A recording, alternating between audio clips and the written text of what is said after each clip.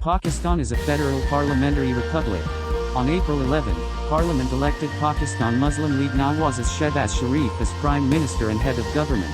This parliamentary election, conducted in accordance with procedures in the Constitution, followed a successful no-confidence vote in the National Assembly called by opposition parties, which replaced the ruling Pakistan Tehreek-e-Insaf administration by bringing to power a coalition government led by Pakistan Muslim League Nawaz.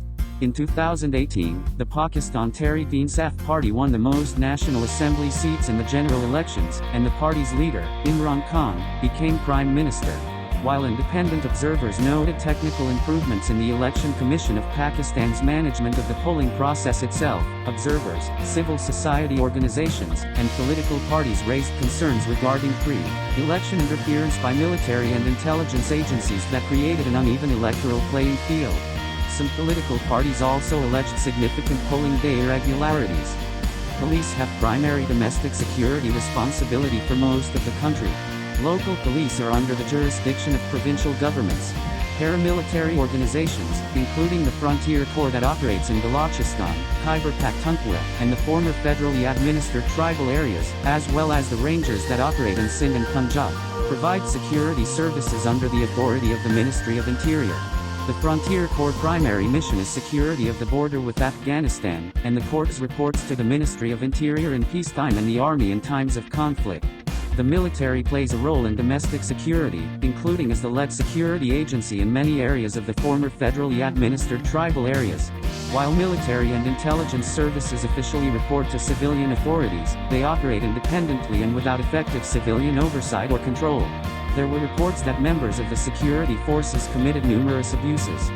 Significant human rights issues included credible reports of unlawful or arbitrary killings, including extrajudicial killings by the government or its agents, forced disappearance by the government or its agents, torture and cases of cruel, inhuman, or degrading treatment or punishment by the government or its agents, harsh and life-threatening prison conditions, arbitrary detention, political prisoners, transnational repression against individuals in another country, arbitrary or unlawful interference with privacy, serious restrictions on free expression and media, including violence against journalists, unjustified arrests and disappearances of journalists, censorship, and criminal defamation laws, and laws against blasphemy, serious restrictions on internet freedom, substantial interference with the freedom of peaceful assembly and freedom of association, including overly restricted laws for the operation of non-governmental organizations and civil society organizations, severe restrictions of religious freedom, restrictions on freedom of movement, serious government corruption, lack of investigation of and accountability for gender-based violence, crimes involving violence or threats of violence targeting members of racial and ethnic minorities, crimes involving violence or threats of violence targeting lesbian,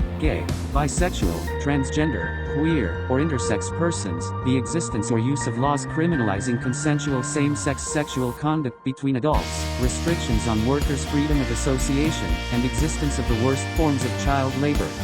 There was a lack of government accountability, and abuses, including corruption and misconduct by security services, often went unpunished, fostering a culture of impunity among perpetrators. Authorities seldom investigated or punished government officials for reported human rights abuses or acts of corruption. Violence, abuse, and social and religious intolerance by militant organizations and other non-state actors, both local and foreign, contributed to a culture of lawlessness. Terrorist violence and human rights abuses by non-state actors contributed to human rights problems, with terrorist violence exceeding that of the prior year. Terrorist and cross-border militant attacks against civilians, soldiers, and police caused hundreds of casualties. Military, police, and other law enforcement